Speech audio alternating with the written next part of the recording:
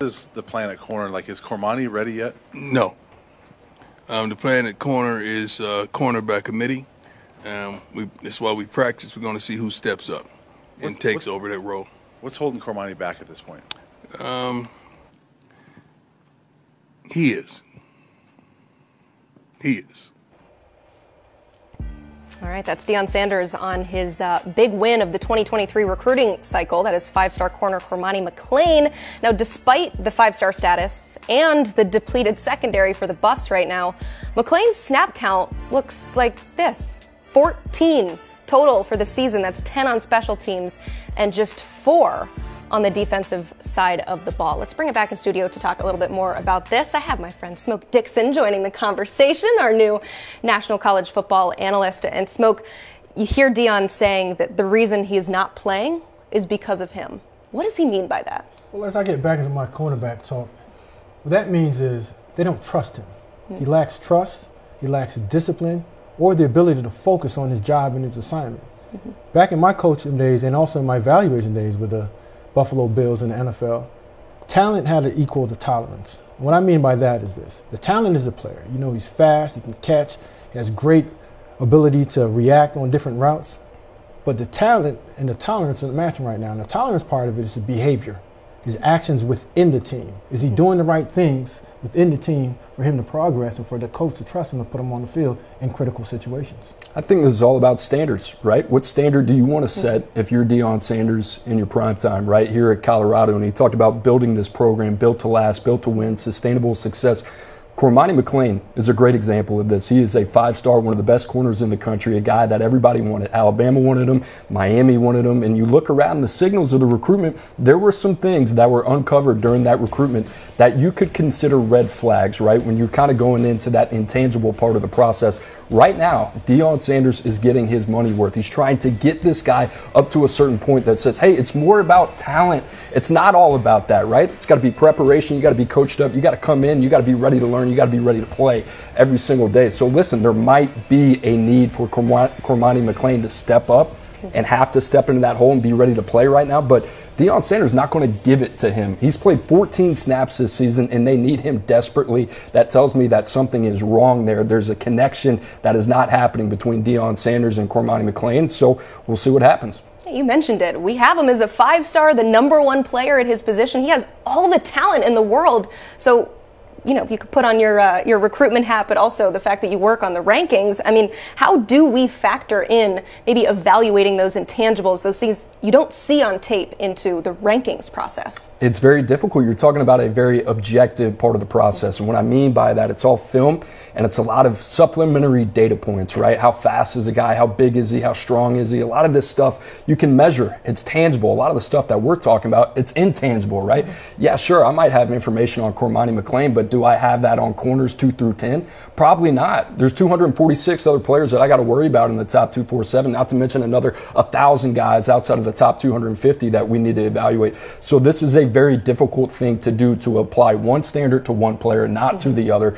And that's the hard part when you get into the evaluation process. There might be some things that you're privy to that you find out about these guys and say, hey, I really like this guy on tape, but that thing I just heard, I don't like that. I have some concern about that. But how do you weigh that? That's a really difficult thing to do with our process. Yeah, and it's a very different evaluation process from when you're working in front offices and you're working at some of these programs. You are able to factor in some of these things you don't see on the tape. So, I mean, along those lines, let's kind of bring it big picture here. I mean, both of you have so much experience bringing players in for visits, meeting them in person, shaking their hands, looking them in the eye, all of those things when you're working on college recruiting staffs. So, Smoke, how do you evaluate those qualities that you don't pick up on tape when you meet the guy in person? Well, unlike coaches, you can't go into their houses, you can't go into the high schools anymore. Yeah. So what I've always done was I just asked a series of questions. And just going back to my NFL days working with the Buffalo Bills and sitting back and having the ability to interview that person. And I always threw questions at him that were uncomfortable, but I wanted to see the reaction of the player. Some of the questions I asked and I always wanted to know is, who's your best friend and why? Who's the person that can ultimately tell you no? And is it okay if he told you no? How was your reaction? I wanted to see when they were on campus how they treated the auxiliary staff. I went back over at the hotel and checked, hey, listen, how did he do in his room? Was his room a mess? When he saw you, did he say hello? Did he say good morning? Because all those things are factors into the character that I can't get anything with unless I know that person and he's on campus. The last thing I always done was I always wanted to have that last meeting, the exit meeting, to find out from everybody that had their hands on the prospect that day or that weekend, what was your reactions with him? What was your interactions with him? Was he kind? Was he courteous? As a young lady, was he respectful? As an older gentleman, if something spilled, did he clean up after himself? Anthony Richardson, the third quarterback that was taken in the NFL draft, there was a lot that was said about him, but you heard one thing. He stayed behind one day and cleaned up the cafeteria. That tells me a lot about that young man. That tells me that he's willing to do whatever he needs to do in order to be successful. Chris Peterson used to say at Washington, it used to drive me crazy. He said, recruits tell you who they are, you just got to listen to them. And he's right. Listen, when they come on campus with their families, with their handlers, whoever it is, they leave breadcrumbs about who they are in person. You just have to listen to them. The flip side of this is, you don't know their structure. You don't know their background. You don't know what type of home they have been raised in. They are 16, 17, 18 years old. They are not a fully mature and developed man and individual yet. There is a lot of growth that is yet to happen that happens from the age of 18 to 21 to 22 years old when you set foot on a college campus. And guess what? That's what these coaches get paid a lot of money to do, to bring that out of them. A lot of the kids that we got at UW, it wasn't because, there's a continuity of success there in terms of what we did on the field. The parents felt comfortable with the message and the Built for Life program and the OKG and what are we going to be 40 years after football. That stuff resonates and it matters, right? So when you get these guys on campus, the antennas are up because you have such limited exposure to, hey, who are we getting in our building for the next 3 to 4 years? Am I getting a guy that is an extension of this program, or am I getting a locker room lawyer that's going to be a liability and it's going to make my job very difficult? So these visits, unofficial, official visit from the time they are 8th grade, 9th grade, are very, very important. I don't know about you guys. I was not a fully functional human at the age of 18 when I went off to college, still working on it, but definitely a lot of growth that happens once you arrive on campus. And I mean, along those lines, the recruiting department, you said, is very involved in trying to make sure that the character checks out and that there are no red flags and they are ready to be a student athlete at that university. But then once he arrives on campus, the question I have is what happens when the player development department takes over? Smoke, how much collaboration is there between the recruiting department and player development? Well, it's all hands on deck. It takes a village to raise a child. Once that recruit gets on campus, it's not over. Now it becomes to retention. What are we doing in our building to retain this prospect? Are we giving them the right skill set to be mature, handle time management, have the right social skills? Forget the football part of it. This is one of ours. We've all sat down in the house. We told mom, dad, or handler, we are going to take this young man from the side of the bridge that's a young man to the other side that's manhood. Now that could be coaching talk, that could be recruiting talk. But I've always took it as something personal. If I go into your house and look you in the eye and say, mom, dad, handler, whoever it is, that I have your son's best interest, I got him. Till this day, I've recruited over 15, 20 guys that played for me, from the Citadel in high school, even guys in the NFL that I still talk to. Because I still have my hands on them, and I still gave their parents that one message saying, I got them. And if I say I got you for life. It's not for these 3 weeks or 2 years or 3 years of recruiting. Regardless of where you go in your life, I have you from husband, wives. I've been asked to be a godfather to some of my guys. And that's the biggest honor. Forget the NFL.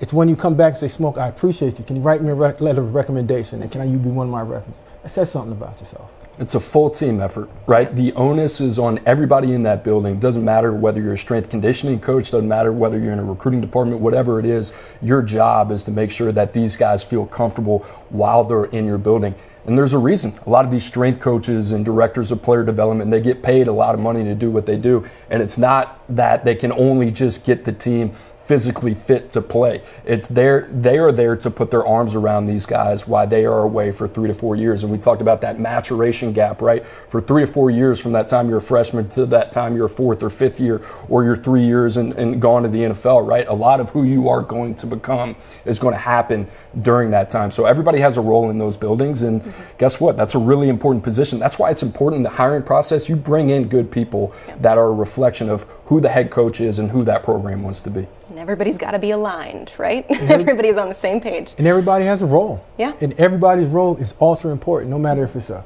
coordinator, head coach, or just auxiliary staff. We all play a major part in the development of the prospect. When we were talking about building the segment earlier today, something that you said kind of piqued my interest a little bit. You said that there's a difference between scouting and player evaluation. Can you explain what you mean by that? Well, when I talk about scouting, scouting just talks about the skill set of the athlete.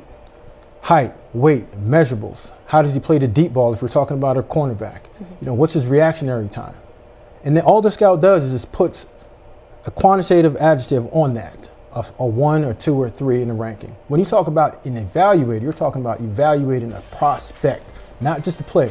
So I have to understand character, developmental growth, right? The intangibles that we're talking about that makes the player go from a 5-star to a 6-star that equals NFL draft pick.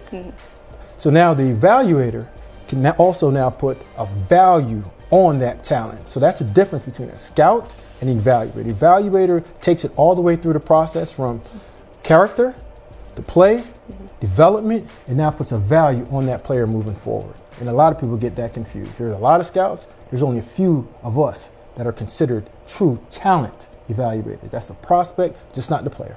Just love how much goes into this. I feel like so many times we talk about these recruits and we ask Steve Wiltfong about the recruitment and everything that's happened with that, but there are so many people working behind the scenes to check all of these boxes and to make sure that everybody is ready to join their program. Smoke, people are enjoying this so much. They have a viewer question for you, so I'm going to go ahead and ask. This is from Andrew. He wants to know, how would you rank the quarterback class right now? Is Caleb Williams, talking about NFL, still number 1, Penix, Drake May, Bo Nix, number 2? Where do you see them landing? Well, as it right now, no, that's fine. As it right now, you would say Caleb Williams is a number 1 guy. But there's some glaring things that I spoke to Coop earlier about. I'm glad you asked that question. I've always wanted my quarterback to play within the pocket. There's a lot of bad things that happen outside the pockets. Guys get hurt, and guys get hurt. That's all that you're worried about. And Drake May pays a little bit more in the confine within the structure of the playbook. So yes, they're going to go down as 1 and 2 all the way through, but there's a lot more football and a lot more in the evaluation process of all 3 quarterbacks moving forward. It's a sneaky class. I mean, you think about it, a lot of people want to talk about Caleb Williams and they want to talk about Drake May, but you look outside of that. I mean, Shedeur Sanders, Bo Nix, those guys, Michael Penix as well, on the rise. I mean, it's super fascinating. And in the conversation that we're having about Caleb Williams, I mean, we're nitpicking there. Correct. And as much like that's your job as a scout and as an evaluator, he's not going to have the ability to play outside the pocket with the freedom that he has had at USC in that conference. No offense to Pac-12 and the defenses over there, but everything's going to be sped up. There's going to be more pressure, and that clock internally is going to get sped up as well. But dynamic, and I think there are a couple franchise quarterbacks in that class. I don't know what you think about that, but franchise is tough. Yeah. I think there's always one franchise quarterback in every good draft class. If you start talking about 2 and 3, you got to go back to the '83 draft. You got to go back when Cam Newton, Andrew Luck, and all those guys came. But franchise is a word that gets tossed around a lot. Franchise means you have the keys, and there's not a lot of guys that can operate those keys to the franchise.